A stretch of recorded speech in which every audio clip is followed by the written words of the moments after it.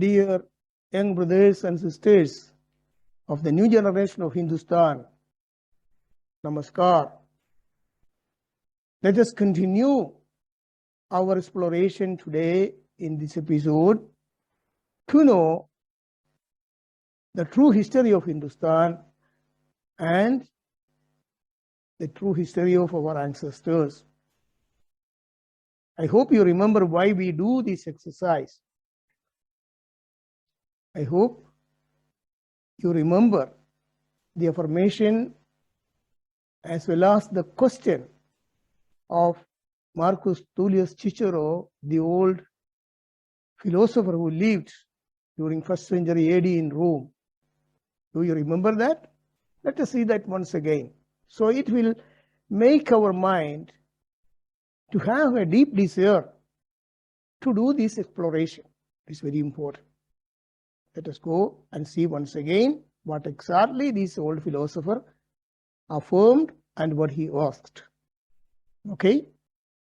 So this was the affirmation of this philosopher Marcus Tullius Cicero. To be ignorant of what occurred before you were born is to remain always a child. For what is the worth of human life unless it is woven into the life of our ancestors by the records of history? This is the reason. Get the point? The true history of our nation and the true history of our ancestors were not taught to us because it is not yet included in the scholastic syllabus. Whereas in all other nations, the history of the nation is taught to the new generation from the primary school itself. And this is not done for us. And that's why we do this exercise, because it's very important for each of you to build your future with a firm self-esteem and to rebuild Hindustan. And in today's episode, as I had promised, we try to understand what is Hindu Dharma. The very clear fact about Hindu Dharma, because it is also not well taught in the schools. So let us see what is Hindu Dharma in today's episode. Okay, join me. So here we have the clear definitions. It's not only one definition, several definitions of Hindu Dharma. First of all, it is a philosophy of peaceful life. It's not a philosophy of conquesting as the Western or the Arab philosophy or a Christian or Islamic philosophy. It is a synonym of goodness. It is a synonym of freedom. Again, it's a vision of harmony with all forms of existence without hatred. What does it mean to live in harmony with all forms of life? The true Hindu philosophy or Hindu Dharma asks to recite a small prayer every morning before we start our daily routine. Anybody of you know this small simple prayer? That is Sahana Vavadu Sahanau Punattu Sahaviryam Karavavahai Tejasvina Tamastu Ma Vidushavahai. Heard of it? Yeah, this is important. Sahana Vavadu means let us live together. Sahana Punattu, let us work together.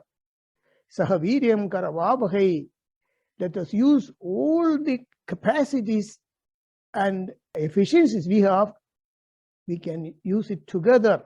Tejasvina Vati Tamastu, let us go from darkness to light all together.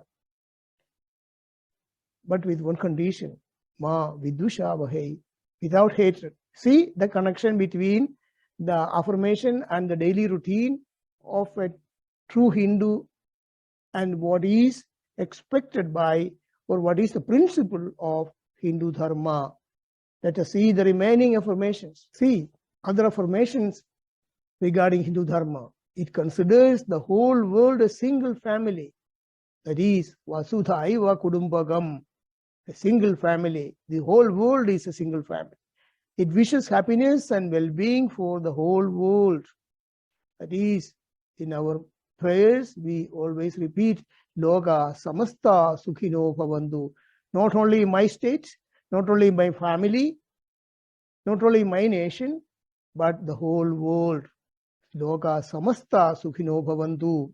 Again, it prays for the felicity, harmony, and peace for all forms of existence in the whole world. That is, Sarva Mangalam Bhavadu.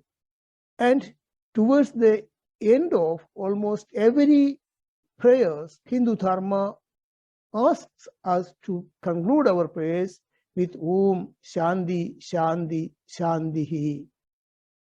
Do you know the meaning of reciting 3 times Shanti, Shanti, Shantihi? Do you know? That is, the first time when we recite Om Shanti means it is Shanti for ourselves, the inner peace and peace of the environment, intimate environment where we live, a peace for that environment. Second time when we repeat Shanti, it means a peace and felicity for our near environment, let us say our village or our state. And when we say or recite Shanti for the third time, it means Shanti for the whole world. See how deep and how beautiful Hindu Dharma is. It's not like other philosophies and religious outlook. I hope you understood it. Now, again, Hindu Dharma believes in the principle Isha Vasyamidam Sarvam. That is, a supernatural power present in the whole universe and manifested in all living and non-living forms. This is our concept about God. It's not a God who sits some angle or some corner of the heaven and once in a while appear to his people. No. We see the presence of God everywhere. That is Isha Vasyamidam Sarvam.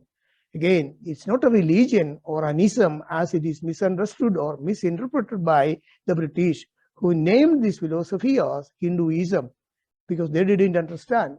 So they thought it's something like their religion, Christianity. So Hinduism is not a religion. They didn't understand. Again, it is the principle of life developed through thousands of years by thousands of philosophers or acharyas, handling thousands of subjects, documented in thousands of books, with the freedom for continuous updating and enrichment through additions, deletions, or modifications. While the 2 religions which are important to Hindustan, they have only one reference book each, it's the Bible and the Quran, which must be strictly followed without any permission to interpret or to ask a doubt or a question. That is the difference. That is the importance of Hindu Dharma. So I hope you enjoyed and understood what is Hindu Dharma and what is the greatness of this philosophy of our great nation. So in the next episode, we will see what eminent scholars or thinkers or philosophers said about Hindustan and Hindu Dharma. So thank you very much. See you in the next episode. Jai Hind.